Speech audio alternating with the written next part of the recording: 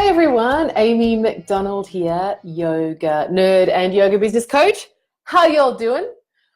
I'm making this video because it's specifically for Sadie Wells of Sadie Wells Yoga, who is having a stall at a yoga festival this coming weekend. And I have been meaning to do a training or a vlog or something about how do you make the best use of a vendor table for months. And so when Sadie posted this request in the Keep Growing Mastermind Facebook group, I thought, right, that's it. Other people are going to want this too. Let's jump onto the main page and do a quick training. So let me just tag her.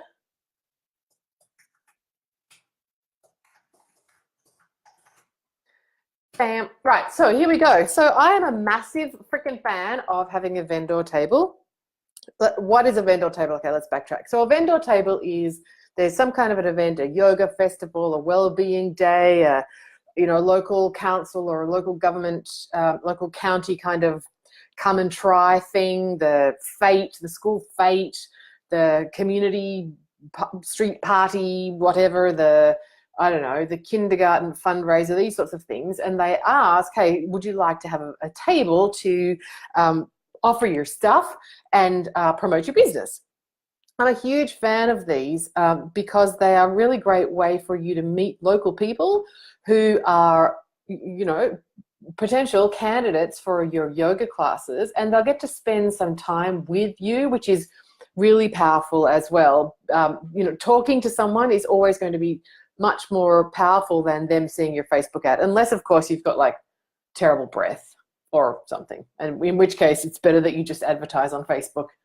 Don't breathe on people so that they don't not come to your yoga. But if you're, got a good set of teeth and you can hold a good conversation and you freaking love yoga, then you want to be in people's faces, and having a vendor table is a great way to do that. So there's a couple of things to think about when you are having a vendor table. First up, if there is the option to have one, please don't take the cheap route and do the, I won't have a table because it's like $100. What I'll do is I'll just bring some of my postcards and I'll leave some in the ladies' bathroom and I'll hand some out to people. That always feels weird. You will feel weird trying to hand out your card when there's actually legit businesses who have paid the $100 to have a table with their stuff on it, and you're trying to like sneak your stuff out to people. You'll feel weird and people will feel solicited when you do it to them. So don't do that. If there is an opportunity to have a vendor table, if you have a yoga business, you deserve to spend the money to get yourself a table. Don't try and do the free stuff on the side. That's tip number one. Tip number two, it's got to make sense to you. So I remember a client of mine, hello lovely, I won't name you, but one of the massage therapists, let's just say, body worker, let's say that, and one of her client groups were larger women, and she made it a real point in her business to make sure that there was pictures of larger women in her advertising material. She was out to say to larger ladies, hey honey, don't be giving me or you any of that bullshit about being too fat to have a massage. I got this. Come on over and book in some time. And and she did it with so much love and passion. And anyway, that was part of her business. And so near her house, I don't know, 10 minutes in the car traffic, maybe 5 minutes on the bike. Every month or something, I think every 2 months, there would be like this special like alternative designer clothing expo for particularly curvy women, like cool clothes, vintage, whatever. People, I don't know enough about clothes, but people who know about clothes, cool stuff. Particularly for larger women. And so Barbara would always have a stall there, right? Because they're her ladies. And she's like, hey, I do massage. I'm down with like bigness. Bring it. I got this cool table. We got this. Come, get yourself some body work. So that makes sense. Her ideal people were there, and it was near her house, so that they're her ideal clients and they live locally. So I've done this when it's been quite a distance, and it depends on how good you are and if people want to drive and all of those things. So make a great choice. Also think about how much it's going to cost. I've paid for opportunities like this that have absolutely not paid off. So you get to be a smart operator here. Now, one of the reasons I'm always banging on about Facebook ads, excuse me, I just have to take a sip of water. one of the reasons I'm always banging on about Facebook ads is because you can actually look in the back end of Facebook and it's going to show you this many people looked at it, this many people clicked, these people were these ages and these genders and these everything else's. Obviously, you know, you can't get those sorts of analytics on old school media like a vendor table, but you can be smart. You don't have to be totally, what do you call it, lap of the gods. You know, you can make a great, you can do some great research. And so as a consumer, it's appropriate for you to ask questions like, how many people are you expecting? How many people came last time? What was the demographics of the people who came last time? How far did people travel to come to the event last time? This will help you make a great decision about if it's going to be a good return on your investment. Remember, I sent an email around today to you all. Never spend a fucking cent on your business, only ever invest. It's got to come back to you in one way, money, time, energy, you know, but it's got to come back. So do the research, ask smart questions. You get to be empowered. You get to, like, from Tadasana, you know, go into Vrikshasana, like be grounded, ask great questions before you take it on. Now, let's say you have, like Sadie, found a makes sense kind of location, people who are likely, at least some of them, going to be interested in your jam. You can afford it. The stats look good. They had 500 people come last time and half of them were women aged 35 to 50 or whatever your jam is. You go ahead, you pay the money, and you're going to have your vendor table. So here's a couple of things to make that work. It's got to look good, right? Don't be another one of those stalls that's like got the freaking 1990s decor vase and a clipboard and like a poster hanging at the back. Like, don't do that. It's got to look aesthetically pleasing, and there is definitely an art. I mean, I've been doing these vendor tables in one form or another. I worked at Sexpo. Like, I know how to do a vendor table. It's got to have height, right? So you need to bring fabric. You need a sheet and iron that shit, people. Like, no, kind of like, it's not the Christmas tablecloth for all the family to come over. No, iron it, gets to look good. Sheet, right? Or something fancier, but big, plain color that's on brand. Sadie Wells, you know what they are because you have them now.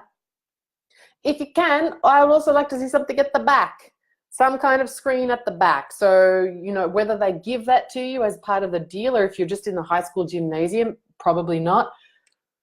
Make something. You can do this. You can buy a clothing rack from IKEA or whatever, the $2 shop, and like fix that. You can do that. You can make that look good, but give your stall visual appeal and height.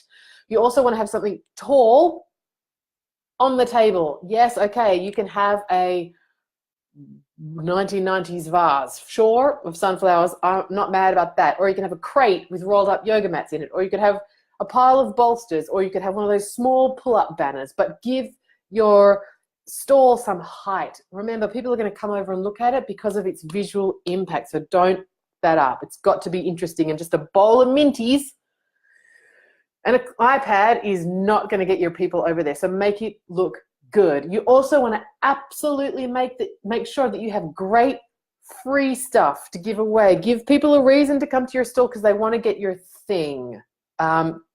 Sam Seegers did a great one with a postcard, her postcard.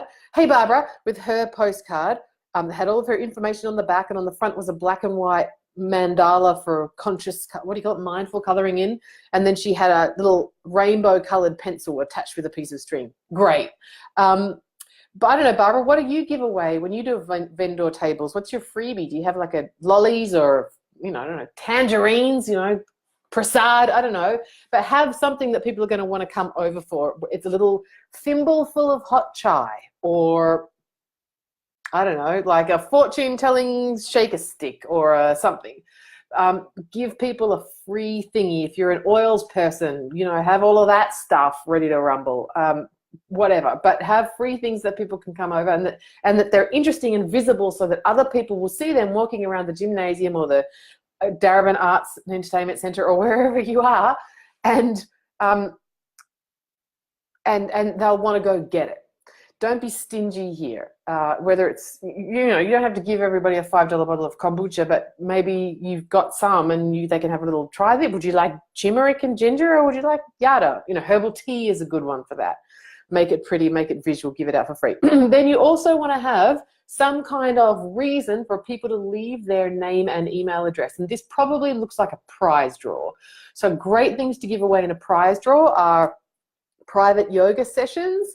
If you sell packs of classes, that can work. Also, if you have merchandise, like products, things that people can look at, are really appealing too. So think about it. If you could buy, I don't know, like a zazen or a bolster and a sticky mat and an eye pillow and maybe some kind of like oracle card, yoga, something book, whatever, and package that up and it's worth $150 and you get that and a 90-minute private yoga class with me, valued $450 in total. That's an interesting gift. Obviously, you don't pay that wholesale, yada, yada, whatever. That would make something, an interesting prize draw. So you want to have a reason for people to opt in to your mailing list, to make it very clear, we heart the GDPR, that when they sign up for the prize, they're opting into your mailing list, like, you know, hygiene, salt chart with your data protection, etc. And then, but make sure that you have it. Make sure that there is a reason for people to come over. Also, you want to have things that people can take away. There's less return on this, but for the right people, they will take it away. About classes, things that are coming up, whatnot. They've got to look good. They've got to be branded. They've all got to look the same so people remember you. So photograph your beautiful face on a postcard. It's going to do heaps better because they'll remember you or that lady that gave them half a thimble of kombucha and signed them up to win a bolster, etc. Now, that's that. Then there is the after the vendor table event situation, and I recommend that you have a 3-part email sequence that goes out to everybody who opted in for your gift. So you want to have some kind of time-bound reason to buy offer. Thanks for coming along to the Castlemaine Artist Market. It was great to meet you today. Barbara says she brings a massage chair. Great visual, right? Yes, so big things. You know, I've had people set up like whole kind of teepees. You can go in and sit down and whatever. If you do like Sadie with your candlelit yin, you want those freaking fairy lights all over everything. And maybe depending on how you set up your store, there is like a chill section with beanbags or pillows or whatever that people can come try things out. Totally love it, Barbara. Thank you. So back to the email sequence. So at the event, you're talking about this thing that you're selling. So Tracy, it would be your retreat. Amanda, it would be your retreat. Susan, it would be your one-day mini retreats. Sadie, it's going to be whatever is coming up for you. So workshops, new class packs, you know, but figure out what is it more private, Sadie, if you want more one-to-ones. What is your time-bound thing that you're going to make as a special deal, time-sensitive? The event happens on a Sunday. You email everybody on the Sunday night, say, hey, it was so great to meet you. Thanks for coming down. I'm really grateful that you took some time to explore my stall. I hope you picked up some interesting information. I wanted to remind you that at the moment I've got a special promotion just for folks who came along to the insert whatever. It looks like insert whatever. If you would like it, here's the link to go buy. Meanwhile, be on the lookout for an email from me later in the week where I'll be announcing the winner of the prize. Right, hook. Now, do that again. Same deal. Talk more about the special offer, more about, remember folks, it's always more about benefits than features. It's always more about results than process. Talk about your thing in those terms. And then third email, I'll probably go Sunday, Tuesday, probably Thursday. You announce the winner. You give everybody the chance again to buy the gift, the deal, the offer, and there you have it. That's my 3-part email follow-up sequence to people who came to your vendor table and interacted with you. That's what I have, Sadie. I hope that's useful. Who else is here? This is so fun. Anyone else? Like a 14 minutes, 24-second micro training on vendor tables? Seriously, I've done vendor tables, like as well as Sexpo. I've done a lot of vendor tables in my time. What other wacky ones have I done? Sexpo was probably the wackiest. Sexpo was definitely the saddest. I don't know, does every country have Sexpo? It's like a trade fair for sex-related things. It's really sad. There's a lot of lonely people there. A little lonely. They should do more yoga. They meet people. You don't have to go to Sexpo, go to yoga.